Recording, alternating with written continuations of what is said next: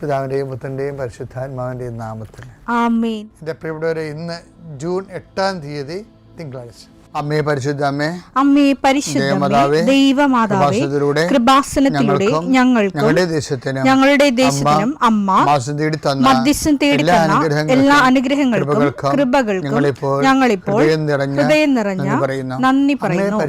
അമ്മേ പരിശുദ്ധമ്മേ ദൈവമാതാവേ, 2004 ഡിസംബർ 7 ഉച്ചകഴിഞ്ഞ് 2:30 കൃപാസനത്തിൽ സംഭവിച്ച അമ്മയുടെ പ്രത്യക്ഷപ്പെടലിനെ കുറിച്ച് തിരുസഭയ്ക്ക് സമർപ്പിച്ചിരിക്കുന്ന പഠനരേഖകളുടെ മേൽ സഭാത്മകമായ പഠനം ആരംഭിക്കുവാൻ ഞങ്ങൾ പ്രാർത്ഥിക്കുന്നു. അമ്മേ പരിശുദ്ധമേ, ഭൂസ്വർലോകങ്ങളുടെ രാജ്ഞിയായ അങ്ങേയ്ക്ക് ഭൗമസംരക്ഷണത്തിനായി പ്രപഞ്ചപ്രകൃതിയെ തന്നെ തിരുസഭ പ്രതിഷ്ഠിക്കുവാൻ ഈ പ്രത്യക്ഷീകരണം വഴി ഇടയാക്കണമേ. പരിശുദ്ധമേ, ജപമാല മാതാവേ, സകല കൃപാസനം പ്രാർത്ഥനയോടും ചേർത്ത് ഞങ്ങളിപ്പോൾ പ്രാർത്ഥിക്കുന്ന ഈ കുടുംബത്തിന്റെ പ്രത്യേക നിയോഗം പറ മക്കളെ.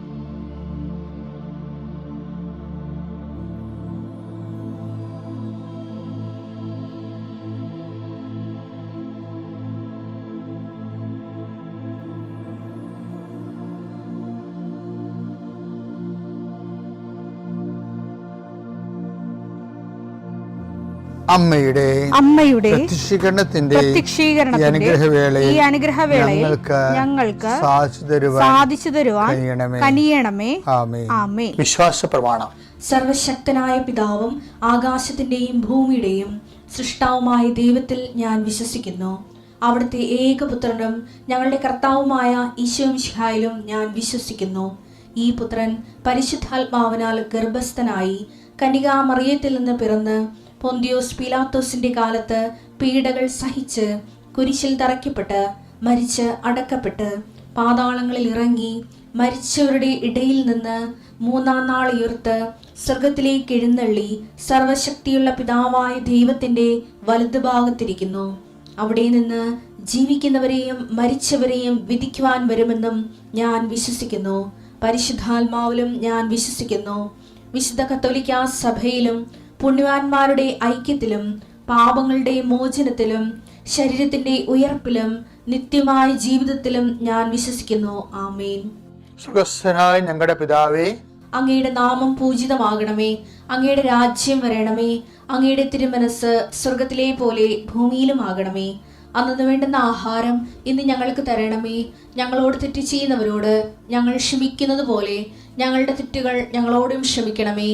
ഞങ്ങളെ പ്രലോഭനത്തിൽ ഉൾപ്പെടുത്തരുതേ, തിന്മയിൽ ഞങ്ങൾ രക്ഷിക്കണമേ. ആമേൻ. നന്മ നിറഞ്ഞ മറിയമേ, സ്വസ്തി. കർത്താവ് അങ്ങയുടെ കൂടെ സ്ത്രീകളിൽ അങ്ങ് അനുഗ്രഹിക്കപ്പെട്ടവളാകുന്നു. അങ്ങയുടെ ഉദരത്തിൻ ഫലമായി ഈശോ അനുഗ്രഹിക്കപ്പെട്ടവനാകുന്നു. പരിശുദ്ധ മറിയമേ, തമ്പുരാന്റെ അമ്മേ, പാപികളായ ഞങ്ങൾക്ക് വേണ്ടി ഇപ്പോഴും ഞങ്ങളുടെ മരണസമയത്തും തമ്പുരാനോട് അപേക്ഷിക്കണമേ. ആമേൻ. കർത്താവേ, നിന്റെ ഉന്നതമായ നാമത്തിന് സ്തോത്രം ചെയ്യുന്നു. കർത്താവേ, നിന്റെ വിശുദ്ധ പൗരോഹിത്യത്തെ മഹത്വപ്പെടുത്തണമേ. കർത്താവെ, സഭയിലുള്ള സാന്നിധ്യം പ്രകടമാക്കണമേ. 40 വർഷം ഞാൻ അർപ്പിച്ച കുർബാനയുടെ യോഗ്യതയാൽ കൃപാസന അൾത്താരെ ജീവനോടെ പ്രത്യക്ഷപ്പെട്ട പരിശുദ്ധ അമ്മയുടെ മാധ്യസ്ഥത്തിൽ അങ്ങനെ മക്കളെ ഞാൻ ആശീർവദിച്ച് പ്രാർത്ഥിക്കുന്ന കർത്താവെ, അവിടെ ഇന്നത്തെ യാത്ര നീ ആശീർവദിക്കണമേ. വലിയ മഴയും കോളും കാറ്റും വാഹനങ്ങൾ ദൗർലഭ്യതയും പലതരത്തിലുള്ള തിരക്കുകളും, കുഞ്ഞുങ്ങൾ അഡ്മിഷന് വേണ്ടി പോകുന്നവരുണ്ട്, പുതിയ സ്കൂളിലേക്ക് പോകുന്ന പിഞ്ചു കുഞ്ഞുങ്ങളുണ്ട്, അവരെ കൊണ്ട് ആക്കുന്ന അമ്മമാരുണ്ട്. അവർക്ക് പനിയും ജലദോഷങ്ങളൊന്നും വരാതെ അവരെ സംരക്ഷിക്കുകയും കുഞ്ഞുങ്ങളെല്ലാം നന്നായി പഠിക്കാനുള്ള ആർത്തിയും ആഗ്രഹവും കൊടുത്ത് അവരെ അനുഗ്രഹിക്കണമെന്ന് പ്രാർത്ഥിക്കുന്നു. കർത്താവേ, ഉന്നതമായ വിദ്യാഭ്യാസത്തിന് വേണ്ടി ശ്രമിക്കുന്നവരും പലരും നാട് വിട്ടു പോകാൻ ആഗ്രഹിക്കുമ്പോൾ നാട് വിട്ടു പോകേണ്ടാത്തവർക്ക് പോലും കർത്താവ് തങ്ങൾക്ക് എന്തോ കുറവുണ്ടെന്ന് പറഞ്ഞ് തങ്ങൾക്ക് നടക്കുന്നില്ലല്ലോ എന്ന് ഓർത്തിട്ട് ജീവിതം ഇങ്ങനെ മുട്ടി പോലെ നിൽക്കുന്നവരുണ്ട്. ഈശോയെ, ആവശ്യമില്ലാത്ത ടെൻഷൻ, മറ്റുള്ളവരെ ഭാരം കൊടുക്കുന്ന, മറ്റുള്ളവർ ഓരോരോ കാര്യങ്ങൾ ചെയ്ത് മറ്റുള്ളവരുടെ ആത്മവിശ്വാസം നഷ്ടപ്പെടുത്തുന്ന രീതിയിലുള്ള പലതരത്തിലുള്ള പ്രവർത്തനങ്ങൾ വിദ്യാഭ്യാസ മേഖലയിൽ നടക്കുന്നുണ്ട്. ഈശോയെ, അവരെല്ലാം കർത്താവെ നിന്നെ സത്യത്തോടെ തേടുന്നവരും അവർ ആത്മീയ ഉപദേശം പോലും കിട്ടാൻ നിവൃത്തിയില്ലാത്ത ആൾക്കാരെ നീ ഈശോ സന്ധിക്കണമെന്ന് പ്രാർത്ഥിക്കുന്നു. എൻ്റെ ഈശോയെ, നിൻ്റെ വലിയ ചൈതന്യം മക്കളിലേക്ക് ആവശ്യിക്കണമേ. ഏതെല്ലാം തരത്തിൽ മക്കൾ അധൈര്യരാകുന്നുവോ, എന്തെല്ലാം കാര്യങ്ങൾക്ക് വേണ്ടി മക്കൾ അധൈര്യരാകുന്നുവോ, വാക്കുകൊണ്ട് വാപൊളിച്ച് മിണ്ടാനറിയാൻ പാടില്ലാത്തവർ, പറഞ്ഞാൽ തെറ്റിപ്പോകുന്നവർ, പറഞ്ഞാൽ മറ്റുള്ളവർ സ്വരമുണ്ടാക്കി സത്യത്തെ അടിച്ചമർത്തി കളയുന്നവർ, അതുകൊണ്ട് തങ്ങൾ ജീവിതത്തിൽ തോറ്റുപോകുന്നവർ, ഇങ്ങനെ അതുകൊണ്ട് മാർജിനലൈസായി പോയി സൈഡിലായി പോകുന്ന ആൾക്കാർ ഇങ്ങനെ കുടുംബത്തിലും പൊതുസമൂഹങ്ങളിലും ഉണ്ട്. കർത്താവെ, അവർക്കെല്ലാം വേണ്ടി വാദിക്കണമേ. കർത്താവെ, നിൻ്റെ ദൂതനെ അയക്കണമെന്ന് പ്രാർത്ഥിക്കുന്നു. ഈശോയെ, ഓരോരോ കാര്യത്തെ എനിക്ക് പറയാൻ ആരുമില്ല, എനിക്കൊരു ഉപദേശം തരാൻ ആരുമില്ല. ഞാൻ എന്താണ് പഠിക്കേണ്ടത്, എവിടെയാണ് പോകേണ്ടത്, ഞാൻ കേൾക്കണത് ശരിയാണോ, ഞാൻ അവിടെ തന്നെയാണ് പോകേണ്ടത്, അതുകൊണ്ട് ഞാൻ ഗതി പിടിക്കുമോ, ആരോട് ചോദിക്കാൻ, ആര് പറയാൻ എന്നൊക്കെ ഓർത്ത് സങ്കടപ്പെടുന്നവരെ ഞാനിപ്പോൾ ഈശോ നാമത്തിൽ ആശീർവദിക്കുന്നു. ആത്മാവേ, പരിശുദ്ധാത്മാവേ, അവരിൽ ഇറങ്ങി വസിച്ചുകൊണ്ട് 24 മണിക്കൂറിനുള്ളിൽ അവർക്ക് പോകേണ്ട വഴി, നീ പോകേണ്ട വഴി നിൻ്റെ മുഖത്ത് നോക്കി ഞാൻ നിന്നെ ഉപദേശിക്കുന്ന അരുളി ചെയ്ത കർത്താവിൻ്റെ വാഗ്ദാനം പാലിക്കാൻ വാഗ്ദാനത്തിൻ്റെ പേടകമായ പരിശുദ്ധ ദേവമാതാവ് നിനക്ക് വേണ്ടിയും നിൻ്റെ കുടുംബത്തിന് വേണ്ടിയും നിൻ്റെ ജീവിതത്തിന് വേണ്ടിയും നീ ചെയ്യേണ്ട കാര്യങ്ങൾക്ക് വേണ്ടി മധ്യസ്ഥം വഹിക്കട്ടെ. നിത്യപിതാമത്തൻ പരിശുദ്ധാത്മാവായ സർവേശ്വരെ നീക്കുവാമേ. എൻ്റെ പ്രിയപ്പെട്ടവരെ, ഈശോ നമുക്ക് തെറ്റു പറ്റിപ്പോയി എന്ന് പറയുന്നതിൻ്റെ കാരണങ്ങൾ, തെറ്റിൻ്റെ കാരണങ്ങൾ ഈശോ ഐഡൻറ്റിഫൈ ചെയ്തിട്ടുണ്ട്. തെറ്റു വരാനുള്ള സാധ്യതകൾ, സാഹചര്യങ്ങൾ, അതിൻ്റെ കാരണങ്ങൾ. അതിലൊന്ന് മത്തായിയുടെ സുവിശേഷം 22:29. യേശു മറുപടി പറഞ്ഞു, വിശുദ്ധ ലിഖിതങ്ങളോ ദൈവത്തിന്റെ ശക്തിയോ മനസ്സിലാക്കാത്തതിനാൽ നിങ്ങൾക്ക് തെറ്റുപറ്റിയിരിക്കുന്നു. എന്താ വിഷയം? വിശുദ്ധ ലിഖിതം എന്ന് പറഞ്ഞാൽ, വചനം എന്ന് പറഞ്ഞാൽ, ഈശോ അതിൻ്റെ തത്സമമായിട്ട് പറയുന്ന കാര്യം ദൈവത്തിൻ്റെ ശക്തി എന്നാണ്. മനസ്സിലായില്ലേ? അപ്പോൾ വചനത്തിനെക്കുറിച്ച് തന്നെയാണ് ഈശോ അതിൻ്റെ വചനം എന്താണെന്ന് പറയണത്. വചനം എന്താണ്? ദൈവത്തിൻ്റെ ശക്തിയാണെന്ന്. അതാണ് നമ്മൾ റോമ 1:16 ഇടയ്ക്ക് വായിക്കാറില്ലേ? സുവിശേഷം ദൈവത്തിങ്കിലേക്ക് നയിക്കുന്ന, രക്ഷയിലേക്ക് നയിക്കുന്ന ദൈവത്തിൻ്റെ ശക്തിയാണ്. വചനം ശക്തിയാണ്. അപ്പോൾ ഈ വചനം ശക്തിയാകുമ്പോൾ ഒരു പ്രശ്നമുള്ളത്, അത് എങ്ങനെയാണ്? ഇപ്പോൾ ചില ആൾക്കാർ വചനം എഴുതുന്നവരുണ്ട്, ഇല്ലേ?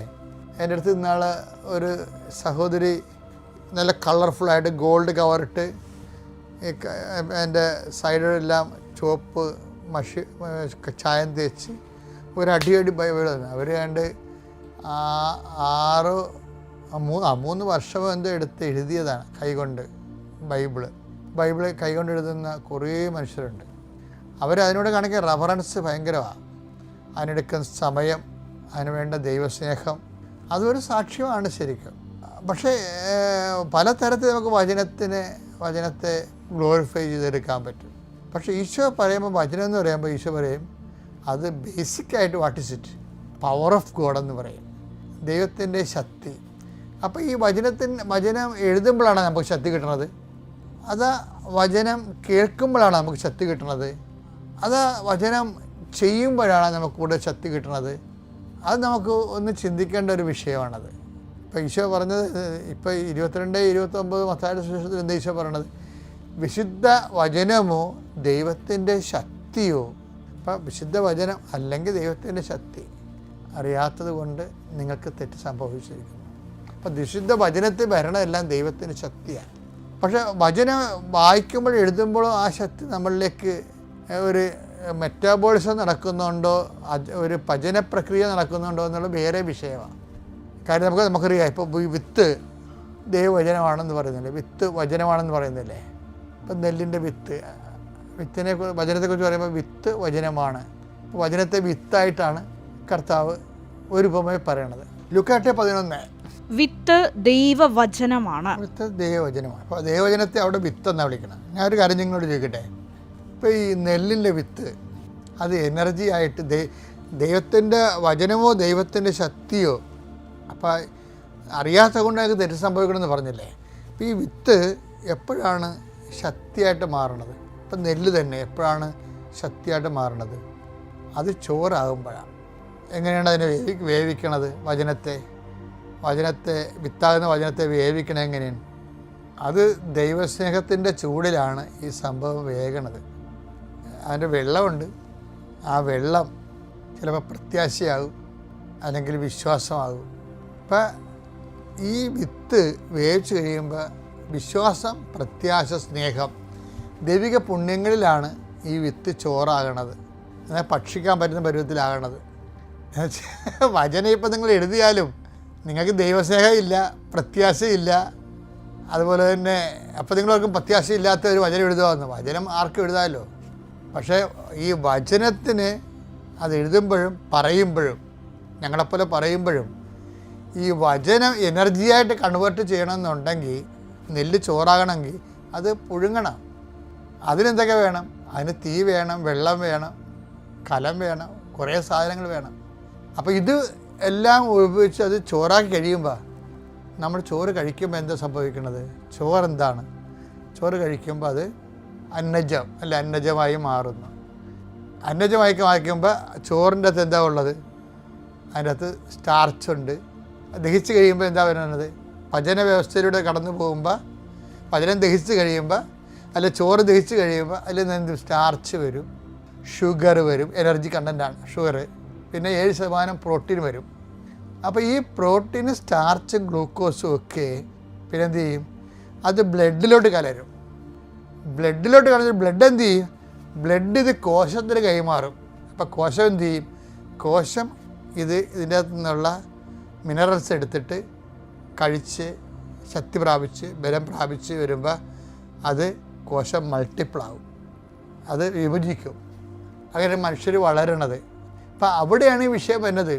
ഇപ്പം ദൈവവചനത്തെയോ ദൈവത്തിൻ്റെ ശക്തിയെക്കുറിച്ച് അറിയണം എന്ന് പറയുമ്പോൾ ഈ വചനം ദഹിച്ചാൽ മാത്രമേ ഇത് പവറായിട്ട് വരത്തുള്ളൂ. അത് ഭയങ്കര സീരിയസാണ്. ഇപ്പം ആ വചനം ദഹിക്കുമ്പോൾ എന്ത് വരും? ദഹിക്കുമ്പോൾ നമ്മൾ ക്യാപ്ചർ ചെയ്തു. പിന്നെ നെല്ലില്ല, വചനമില്ല, ചോറില്ല എന്ന് പറഞ്ഞാൽ അത് ബ്ലഡായി മാറി, ക്യാപ്ചർ ചെയ്തു. ഇപ്പം ഞങ്ങളൊക്കെ പുറത്തൊക്കെ ധ്യാനിപ്പിക്കാൻ പോകുമ്പോൾ ഇവിടുന്ന് ഒരു സാക്ഷ്യം കൊണ്ടുപോകും, നല്ല സാക്ഷ്യം നോക്കി. എന്ത് ചെയ്യും? ആ വിദേശ രാജ്യത്ത് പോയി അവിടെ കമ്പ്യൂട്ടറിലായിട്ട് അത് കൊടുക്കുമ്പോൾ ഒരു പെൻഡ്രൈവിലാണ് കൊടുക്കുന്നത്. പെൻഡ്രൈവ് കൊടുക്കുമ്പോൾ ഉടനെ അവരത് ക്യാപ്ചർ ചെയ്തിട്ട് പെൻഡ്രൈവ് നമുക്ക് ഇങ്ങോട്ട് തരും. ആ ക്യാപ്ചറിങ്, ഈ വചനം ക്യാപ്ചർ ചെയ്യണതാണ് എനർജി ആയിട്ട് മാറണത്. ഇത് അപ്പം ഞാൻ ചോദിക്കുക, ഇപ്പം നിങ്ങൾ ഒരു ചെറിയ ഉദാഹരണം പറയാം. നിങ്ങളൊരു മുറി അടിച്ചുകൊണ്ടിരിക്കുകയാണ്. അപ്പോൾ അനിയത്തി അല്ലെങ്കിൽ ചേച്ചി ട്യൂഷന് പോയിരിക്കുക. അപ്പോൾ അമ്മ പറയും, മുറിയൊക്കെ അടിച്ചിട്ട് മക്കളെ. അപ്പം പിന്നെ ആകുമ്പോൾ മുറിയൊക്കെ സന്ധ്യപ്രാർത്ഥന സമയമായെന്നൊക്കെ പറയുമ്പോൾ ഉടനെ അനിയത്തി പോയിട്ട് ഒരു മുറി അടിക്കും. അടിച്ചിട്ട് അവരവിടെ പോകും, അവളൊന്ന് പ്രാർത്ഥനയ്ക്ക് ഇരിക്കും. അപ്പോൾ കുറച്ച് കഴിയുമ്പോൾ അപ്പം വരും പ്രാർത്ഥനയ്ക്ക്. അപ്പോൾ ഇത് അടിച്ചില്ലേ ഈ മുറിയൊന്നും? അപ്പോൾ അമ്മ മകളെ നോക്കും, അടിച്ചില്ലേ എന്ന് ചോദിക്കുമ്പോൾ ഞാനടിച്ച്, എൻ്റെ മുറി ഞാനടിച്ച്, അത് ചേച്ചിയുടെ മുറിയാണ്, ചേച്ചി വരുമ്പോൾ അടിക്കുമെന്ന്. അതാണ് വിഷയം. പ്രാർത്ഥനയ്ക്ക് ഇരിക്കുകയാണ്, ഈ വചനങ്ങളൊക്കെ അറിയാം, പക്ഷേ ഇത് എനർജി ആയിട്ടില്ല. കാര്യം നമുക്കൊരു സഹനവും ഒരു വർക്ക് ചെയ്യുമ്പോൾ, വർക്ക് തരുമ്പോൾ നമ്മൾ നമ്മുടേത് മാത്രം ചെയ്തിട്ട് വന്ന് പ്രാർത്ഥനയ്ക്ക് ഇരിക്കുക. പ്രാർത്ഥനയ്ക്ക് ഇരിക്കുകയെന്ന് ഓർക്കണം, തിന്നായിരിക്കുകയല്ല. പ്രാർത്ഥനയ്ക്ക് ഇരിക്കുമ്പോൾ പോലും മനുഷ്യർ, കാര്യം ദഹിക്കാത്ത വചനങ്ങൾ ഭയങ്കരമായി ഇന്നത്തെ ജീവിതത്തിൽ ഏറ്റവും വലിയ പ്രശ്നമാണ്. വചനങ്ങൾക്ക് കേൾക്കണതിൻ്റെ ഒരു കുഴപ്പമില്ല, അതാ നെല്ലായിട്ട് അങ്ങനെ ഇരിക്കും, ദഹിക്കത്തില്ല ഈ സംഭവം. കർത്താവ് എന്താ പറഞ്ഞത്? അപ്പോൾ ഇത് ക്യാപ്ചർ ചെയ്തിട്ടുണ്ടെങ്കിൽ ബോഡിയിൽ ശക്തിയായിട്ട് പരിശുദ്ധാത്മാവ് പ്രവർത്തിക്കുക. അപ്പം ദൈവശക്തി നമ്മളെ ആയിക്കഴിഞ്ഞാൽ പരിശുദ്ധാത്മാവ് പ്രവർത്തിക്കാൻ എളുപ്പമാകും. പരിശുദ്ധാത്മാവ് പറയുന്നത്, ഈശോ എന്താ പറഞ്ഞത്? നിന്നോട് 1 മൈൽ ദൂരം പോകാൻ ആഗ്രഹിക്കുന്നവർ 2 മൈൽ പോകണമെന്നല്ലേ മകളെ പറഞ്ഞത്? കാര്യം എന്താ, ഈശോ അങ്ങനെ പറഞ്ഞിട്ടുണ്ട്, പരിശുദ്ധാത്മാവ് വരുമ്പോൾ ഞാൻ പഠിപ്പിച്ചിട്ടുള്ള വചനങ്ങൾ നിങ്ങളെ ഓർപ്പിച്ച് തരുമെന്നാണ്. അപ്പോൾ വചനം നമ്മൾ കേട്ട് വചനം ദഹിച്ചു ദൈവസ്നേഹമായിട്ട് നിറഞ്ഞ് പവറായി നിൽക്കുന്ന സമയത്ത് പരിശുദ്ധാത്മാവ് വർക്കിംഗ് ചെയ്യും. നമ്മൾ വർക്ക് ചെയ്യുമ്പോൾ പരിശുദ്ധാത്മാവ് ആലോചനയുടെ ഓർമ്മയുടെ ആത്മാവാണ്. പരിശുദ്ധാത്മാവ് പറയും, മകളെ ഈശോ എന്താ പറഞ്ഞത്, 1 മൈൽ പോകാൻ നിങ്ങൾ നിർബന്ധിക്കുന്ന കൂടെ 2 മൈൽ പോകണമെന്നല്ലേ പറഞ്ഞത്.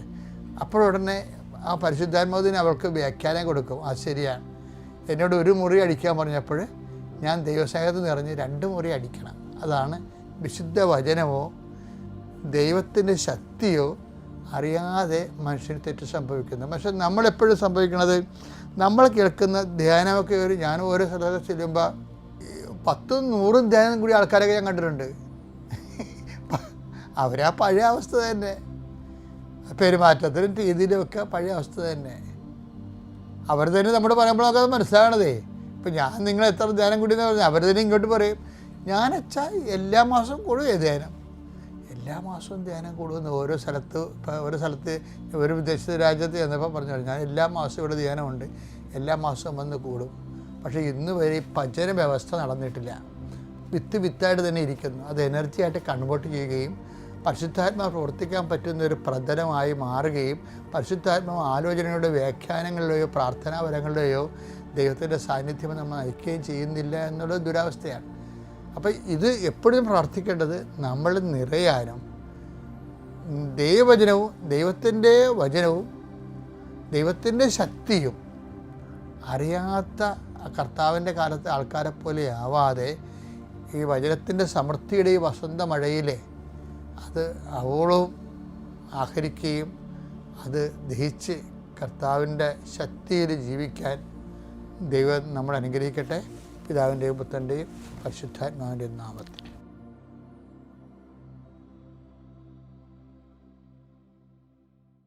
അത്യപൂർവ ദൈവാനുഭവങ്ങൾ ഇനി നിങ്ങൾക്കും സ്വന്തം.